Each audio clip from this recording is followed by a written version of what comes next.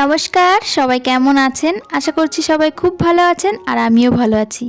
Dream life বিউটির আরও একটি নতুন ব্লগে আপনাদেরকে জানাই স্বাগত। এখন বাজে সকাল 7টা আর এখন থেকেই আজকের ব্লগটা আপনাদেরকে সঙ্গে নিয়ে শুরু করছি। আশা রাখছি আজকের ব্লগটাও আপনাদের কাছে খুব ভালো লাগবে। সকালের বাসি কাজকর্ম কমপ্লিট করে একদম বাসি জামাকাপড় চেঞ্জ করে চলে আসলাম রান্নাঘরে। এখন রান্নাঘরটা একটুখানি পরিষ্কার করে নেব। বাইরের কাজকর্ম সেগুলো তো হয়ে গেছে, কিন্তু এই রান্নাঘরে একটুখানি পরিষ্কার পরিচ্ছন্ন করা হয়নি। তো সেই জন্য গ্যাস, কাউন্টার টপ সমস্ত কিছু ভালো করে একটুখানি মুছে নিলাম। আর এখন বাসি রান্নাঘরটা ঝাড় দিয়ে তারপর রান্নাবান্নাটা শুরু করব।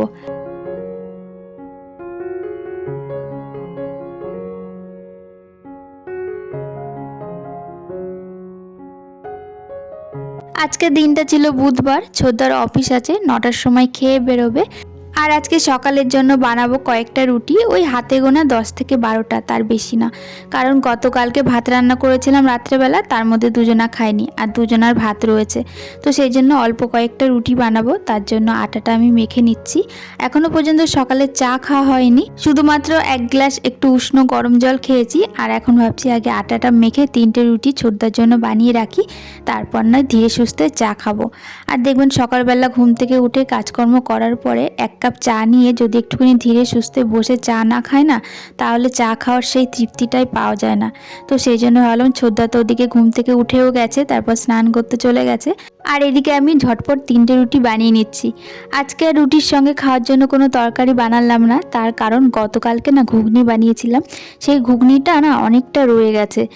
আর মাও বলল কোনো তরকারি বানাতে হবে না, শুধু কয়েকটা রুটি বানাও। আর সাথে তো কলা রয়েছে আর ওই ঘুগনি রয়েছে, একটুখানি গরম করে দিয়ে দেবে, ওই দিয়েই আজকে সকালের খাওয়া হয়ে যাবে। আর গতকালকে তো ভাত রয়েছে, সেই ভাতটা ভাবছি আলু দিয়ে পেঁয়াজ দিয়ে একটুখানি ভাজা করব। বাসি ভাত যদি একটু আলু পেঁয়াজ দিয়ে সুন্দর করে ভাজা করা যায় না, তাহলে কিন্তু খুব ভালো লাগে খেতে। আর এভাবে যদি ভাতগুলো ভাজা করি তাহলেই ভাতগুলো সমস্তটা ফুরিয়ে যায়, না হয়তো ওই ভাত পড়েই থাকে। তারপরে কুকুরকে নাই বিড়ালকে দেয়া হয়, তবে কুকুরের জন্য আলাদা করে তো ভাত থাকেই, আর কতই বা ভাত দেবো বলুন। তো সেই জন্য ভাতগুলো ভাবছি একটুখানি আলু পেঁয়াজ দিয়ে ভাজা করে নেব।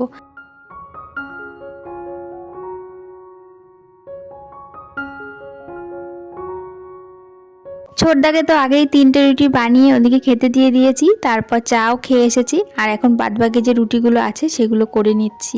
আজকে ছেলের স্কুলে সরস্বতী পুজোর খাওয়া দাওয়া, তবে যাওয়া হবে না। তার কারণ কি জানেন তো, গতকালকেই রাত্রেবেলা হঠাৎ করে দেখি ছেলের গায়ে জ্বর এসেছে, তবে ওষুধ খাওয়াতে হয়নি। তবে আজকে সকালবেলাতে দেখলাম আবার গাটা একটু ঠান্ডাও হয়ে গেছে। যাক, ওষুধ খাওয়াতে হবে না, এটাই বড় কথা। এখনকার দিনে ওষুধ খাওয়ালেই তো হলো না, ওষুধের একটা যেমন ভালো দিক আছে তেমন খারাপ দিক আছে, ওই জন্য যতটা সম্ভব ওষুধ না খাওয়া যায়। তো এদিকে দেখুন আমি রুটিগুলো বানিয়ে নিচ্ছি, আর ওরা এখনও পর্যন্ত ঘুমোচ্ছে, বাবা ছেলে দুজনে ঘুমোচ্ছে, এখনও পর্যন্ত ওঠেনি। তো রুটি বানিয়ে তারপর ওদেরকে ডাক দেব। আর এদিকে আমার সমস্ত রুটি বানানো হয়ে গেছে, লাস্টে 2টো রুটি রয়েছে। আর নিশা বলল, বড়দি আমার জন্য 2টো রুটি একটু ঘি দিয়ে ভেজে দিও। তো ওর জন্য 2টো রুটি ঘি দিয়ে ভেজে দেবো, তাহলেই আমার রুটি বানানো হয়ে যাবে। আর ভাত ভাজাটা একটু পরেই করব ভাবছি, কারণ ভাত ভাজাটা গরম গরম খেলে তবেই ভালো লাগবে। তার আগে ছেলেকে ঘুম থেকে ওঠানো আছে, ওকে তারপর মুখ ধোয়ানো, জল খাওয়ানো। রুটি বানিয়ে ফেলেছি, রুটি দিয়ে একটা ডিম সিদ্ধ দিয়ে কলা দিয়ে ওকে খাইয়ে দেবো। তো ওকে খাওয়ানো দাওয়ানো, একটা বাচ্চার পেছনে যা যা থাকে আর কি, জানেনই তো কতটা সময় লাগে। ওটা আগে গুছিয়ে নিয়ে তারপর ভাতটা ভাজা করব, তাহলে গরম গরম থাকবে আর গরম গরম খাওয়াও যাবে। তো এদিকে দেখুন রুটি আমার প্রায় ভাজা হয়ে গেছে, এই 2টো রুটি আছে, 2টো রুটি ভেজে তারপর রান্নাঘরটা একটু পরিষ্কার করে নেব। রুটি বানালে তো জানেনই, মানে গ্যাসটা কেমন নোংরা হয়ে যায়, গ্যাসের চারি সাইড দিয়ে আটার গুঁড়োগুলো পড়ে একাকার হয়ে যায়। তো এগুলোর সাথে সাথে পরিষ্কার করে না নিলে হয় না। তো রুটি তো এদিকে আমার বানানো হয়ে গেছে, এবার গ্যাসটা সুন্দর করে একটু পরিষ্কার করে নেব। পরিষ্কার করে নেব বলতে একটু ঝেড়ে নেব, এখন তার মোছামুছি করব না, কারণ একটু পরে আবার দুপুরে রান্না শুরু করব। আর সকালে একবার মুছেছি, আবার দুপুরে মুছবো। এত মোছামুছি করলে মানে মোছামুছিতেই টাইম চলে যাবে। তো সেই জন্য গ্যাসটা একটু ঝেড়ে নিলাম, আর গ্যাসের চারি সাইড দিয়ে আটার গুঁড়ো পড়েছিল সেগুলো একটু মুছে নিলাম। মুছে এইবার যাব ছেলেকে ওঠাতে।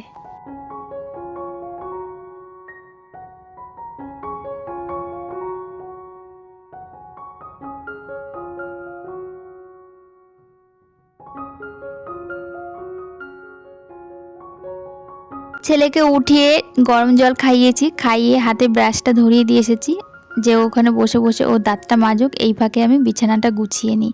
তো বিছানা তো গোছানো হয়নি, কারণ ওরা এখনও পর্যন্ত ঘুমোচ্ছিল, তো সেই জন্য বিছানাটা গোছাতে আমার প্রায় দিনই লেট হয়। তো দেখুন বিছানাটা এখন সুন্দর করে গুছিয়ে নিচ্ছি।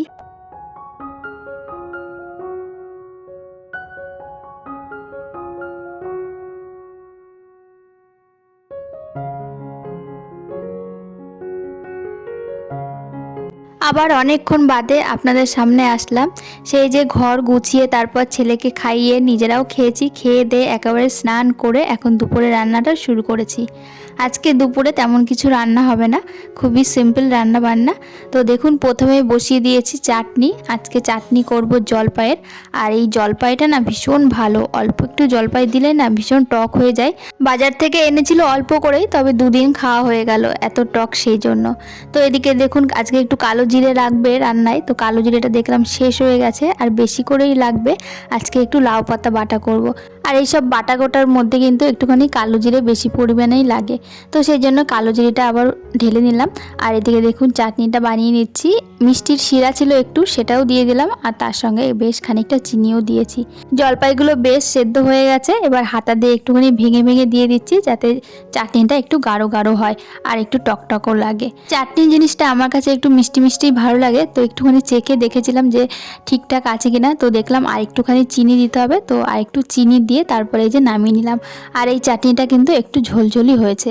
তো তারপর ভাজা বসিয়ে দেবো, আজকে পেঁয়াজকলি আলু আর তার সঙ্গে একটুখানি ফুলকপি দিয়ে ভাজা করব। ফুলকপিটা আগেই আমি একটুখানি জলে ভাপিয়ে নিয়েছি, তাহলে তাড়াতাড়ি ভাজাটা হয়ে যাবে। আর ফুলকপি জিনিসটা না একটুখানি গরম জলে ভাপিয়ে না নিলে রান্না করলে তারপর ফুলকপিতে গ্যাস হয়, তারপরে ফুলকপির মধ্যে একটু ছোট ছোট পোকাও থাকে, সেগুলো গরম জলে ফেললে না ফুলকপিটা সুন্দর পরিষ্কার হয়ে যায়, আর রান্না করার সময় একটু তাড়াতাড়ি হয়। তো সেই জন্য ফুলকপিটা একটুখানি ভাপিয়ে নিয়েছিলাম। তারপরে এই যে দেখুন আমার ভাজাও হয়ে গেছে। আর এরপর করব একটুখানি গাঠির তরকারি। গাঠিটা আগে থেকে সেদ্ধ করে নিয়েছি, এবার গাঠির তরকারিটা বসাবো।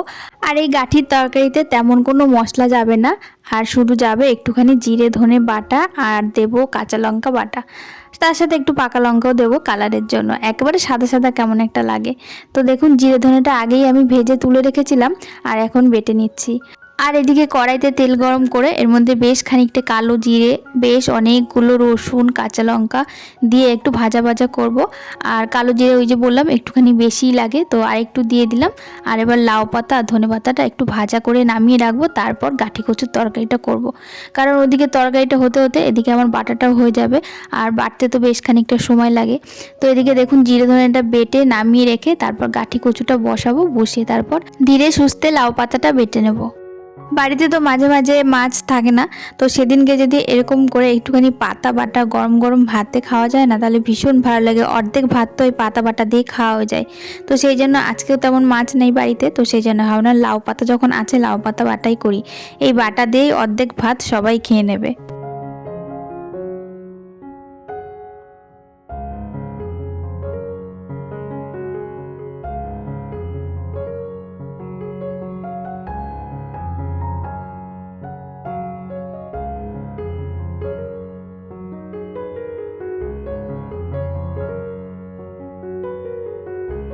ওদিকে আমার লাউ পাতা বাটা হয়ে গেছে, এবার গাঠি কচুর তরকারিটা বসিয়ে দেব। কড়াইতে একটু তেল দিয়েছি, তার মধ্যে দিয়েছি তেজপাতা জিরে, আর দিয়েছি একটা পেঁয়াজ।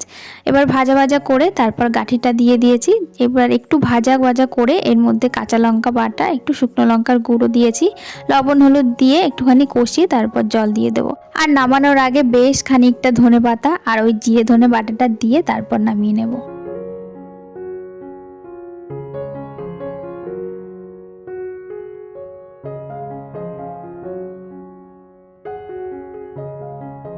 এদিকে রান্না তো আমার হয়ে গেছে, আর এদিকে আমার জামা খেয়েছে কামরাঙা, তো সবাইকে বাটিতে বাটিতে করে দিচ্ছে। আসলে কামরাঙাগুলো অনেক দিন ধরে রয়েছে, তো কি করে খাবো সেটাই বুঝতে পারছি না। একবার চাটনি করে খেয়েছিলাম, তো আজকে আর চাটনি করতে ইচ্ছা করছে না, তো সে কামরাঙাগুলো মাখা করলো, তো সেগুলোই খাচ্ছিলাম। মাখা করার পর কিন্তু কামরাঙাটা বেশ লাগছিল খেতে, এর মধ্যে ধনে পাতা কাঁচা লঙ্কা মানে সমস্ত কিছু বেটে দিয়েছে, ভীষণ ভালো লাগছিল খেতে।